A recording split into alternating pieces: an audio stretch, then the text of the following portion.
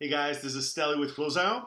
I wanted to share the story today with you of how I turned my two older brothers that were non-entrepreneurs, non-risk takers from their engineering jobs in 100-year-old companies over to full-fledged entrepreneurs. I'm actually just in one of their stores that they're running here in Stuttgart in Germany. I wanted to tell you the personal story of how to turn somebody into an entrepreneur and how I did it with my brothers. So to give you the backstory, a few years ago, not a few years ago now, probably 15 years ago or something, I was always into entrepreneurship. I never had a real job in my life. And for the first few years of my endeavor as an entrepreneur, my two older brothers, would always used to laugh and say, you know what, little one, it's cool that you're doing all these risky things and you're trying all these entrepreneurial ideas, but this is not really for us. Like, we really like security. We like traditional jobs. We like the 9 to 5. We want to, buy a house, plant a tree, just keep things simple, keep things safe and clear, and just follow the path that was given to us. And they kept telling themselves that story again and again and again and trying to sell themselves on that story as well as myself. Now, I never bought that. I never bought that story because I thought, in order to actually have real freedom and make good choices, you have to have the freedom to have had different experiences. You have to have the ability to experience different things in life to really truly be able to make decisions on what you like and what you dislike, and what plays to your strengths and what doesn't.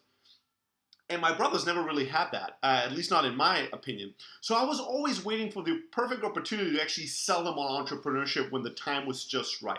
And that happened just a few years into my own journey of doing all kinds of different things. I met somebody that had an idea for something that seemed simple enough, and this is the core and key to the story, seemed simple enough that I could sell my brothers to the idea of actually joining me in pursuing that idea.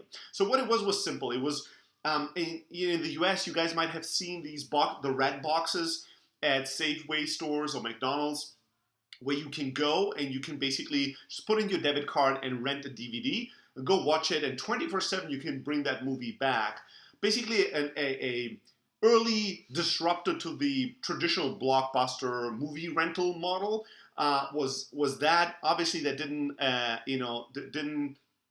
go through the test of time because the web and Netflix and streaming movies online kind of destroyed that. But it was a sidestep from the old retail way of doing movie rentals to something that was more technologically powered, and then eventually something that was purely delivered through the web and the internet. So the idea was simple. We would buy a machine like that and would actually open up stores. It was pretty capital efficient, so it didn't take that much money to open a store and put in one or two of these machines so consumers could go and rent movies whenever they wanted. Because of the turnaround time, you could actually rent movies a lot cheaper, and because you didn't have as much stuff and turnaround time, you could rent movies cheaper. And the last thing that was really cool about that business back then was that we had the model where you actually had a membership card, and you would have to put in credit on the membership card. So people would put in, 10 euros, 20, 50, and then go and use their card until their credit is run out, which was, from a cash flow perspective, a pretty sweet deal for us. So anyway, I heard about that idea. It seemed like a really cool opportunity to pursue back then in Germany, in the local market we were in. And I pitched my brothers on the idea. The key point to that pitch was not, here's entrepreneurship and here's why you guys need to join and here's why you need to leave your jobs that are secure and do something crazy. That was not the pitch. That would have never succeeded as my value proposition. The pitch was something different. The pitch was, hey guys, here's this idea that's pretty cool. What do you think of it? Both of them liked the idea. Both of them are film nuts. Everybody in our family loves movies and loves films. So they were all on the same page that was something awesome from a consumer point of view. Then I told them, hey, listen, this thing only costs X, Y, and Z, and actually to operate one is really simple. And I gave them the numbers and the metrics and why it was actually a pretty sweet deal to do something like this on the side. And my whole pitch to them was, hey, if things go kind of okay, each of you would make a few, I think back then the pitch was like 200 or 300 euros a month as kind of some pocket money, either to use to save up or to use for a once a year a nicer vacation, just kind of some hobby, some nice little side income, a new instrument, a new stream of incoming money that won't take you guys too much risk, too much time, too much effort to do. And if the three of us open a store like this, it's gonna cost us almost nothing. And it would be kind of a fun thing to do, kind of as brothers. Why don't we just do that on the side? And they bought that value proposition. It seemed like a small enough step with not too much risk that they were excited about the idea of making a few $100 a month, working on a project with their brother, and kind of doing something that's cool, exciting, and new. And that's how we got started. And you know what happened? What happened is we opened that first store, and that store performed way above our expectations. And all of a sudden, my brothers realized, holy shit, like when you're actually not an employee, a worker at a larger organization, but you're actually an entrepreneur, even with something simple like this, you can make tens of thousands of euros a month. And all of a sudden, their appetite was increased, and they kind of started getting into it. Once we got a few months of actually making real money with that store performing a lot better than we thought, I pitched them on the idea of actually not taking this few €100 a month and putting it in our pockets, but actually reinvesting in opening a second store. And they thought, you know what, things are going that well, it's not that bad of an idea, let's do that. Both of them still doing their full-time job. We all were just part-time in this together. So we decided to take the revenue from the first store and actually open a second store. And that second store was a defining moment because that second store outperformed the first one by 5x. And it made so much money that all of a sudden the idea started coming up organically for my brothers. Well, this entrepreneurship thing is so awesome. Why do we even need a job? We could just do this, and we started making the math. Hey, if we open 5 or 10 or 20 or 30 stores, if we open a chain, throughout entire Germany, we could build this into a pretty big business. And it's pretty sweet to be your own boss. It's pretty exciting to create your own brand, to come up with your own business model. It's pretty amazing to have your own customers. It's kind of cool to have your employees, that you can select the people that you're working with. And all the benefits from entrepreneurship started to outshine the risks of it. And just a few years later, they both actually left their job and became full-fledged, full-hearted, passionate, die-hard entrepreneurs.